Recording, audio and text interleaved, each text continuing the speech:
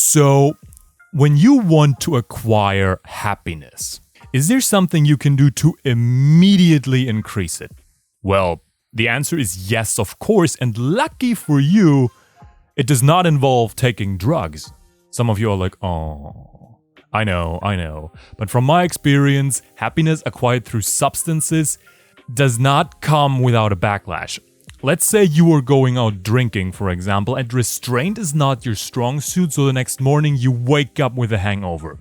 While you were drinking, you increased your cheerfulness and happiness, but it decreased immediately the next morning. So you haven't actually gained anything, you simply borrowed it from the future.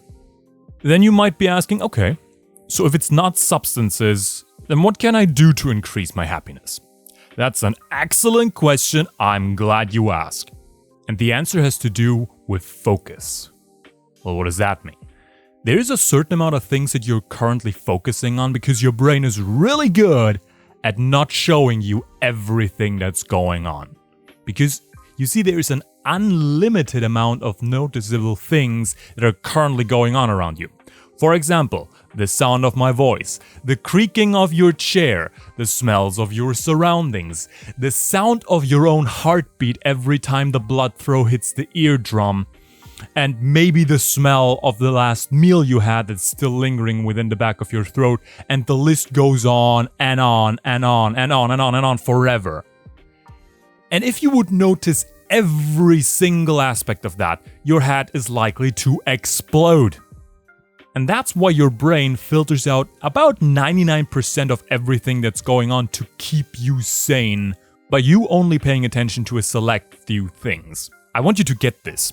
The way you perceive the world, aka reality, might be different from the way that the person right next to you perceives reality, because you might be focusing on different things. So here is where it gets interesting. Because there are some people who focus over their entire lifetimes only on things that are not working for them. They're not focusing on fixing these things, they simply focus on what's not working, and that's all they see all day, every day, their entire lives. And they then wonder why their lives are not all that happy. Guess what? It's not an accident. It's by design. These people are doing this to themselves. They're doing this unknowingly, but still they're doing this to themselves. At the same time, of course, there are the opposite kind of people, the people that are focusing on the things that are working for them. They are not ignoring their problems, but they simply deal with their problems, they find a solution for them, and then go back on focusing on the things that are working for them. And again, that's all they see, all day, every day, their entire lives.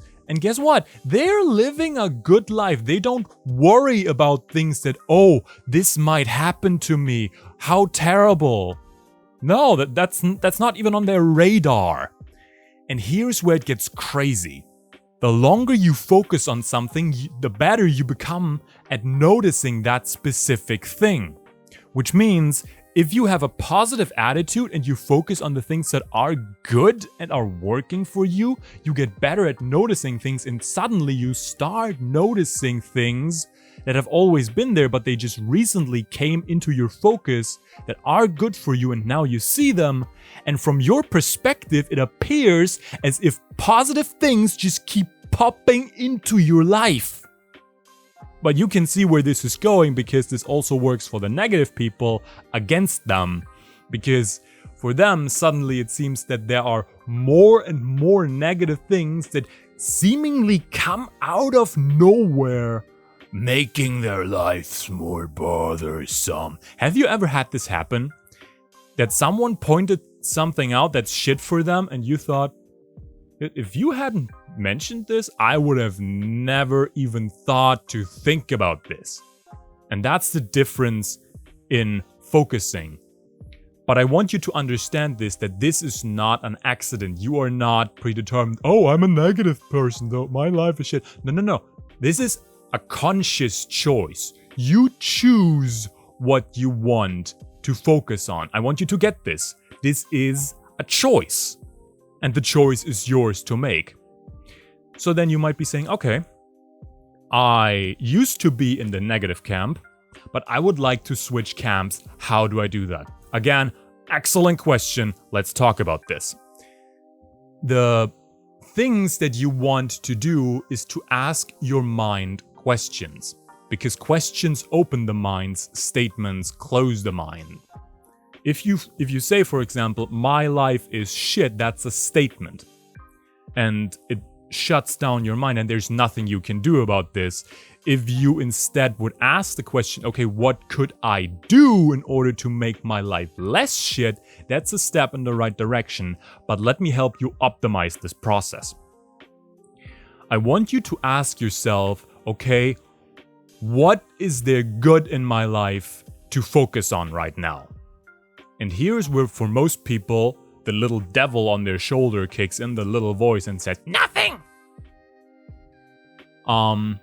Okay. So what do you do then? Oh, that's easy. You ask in a different way.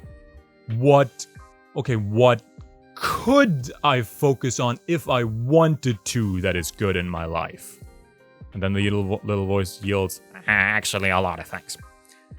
Do that for a week. Do me that favor. Do yourself that favor. Do that for a week. Every day when you wake up, ask yourself, what could I be grateful for right now if I wanted to? Well, that's all the time I have for today. I'll come to you with a different topic tomorrow. Until then, don't forget to click that subscribe button and the notification icon to stay up to date. My name has been Matthias Hörnke, and I hope I gave you something to think about. Speak to you soon. Bye.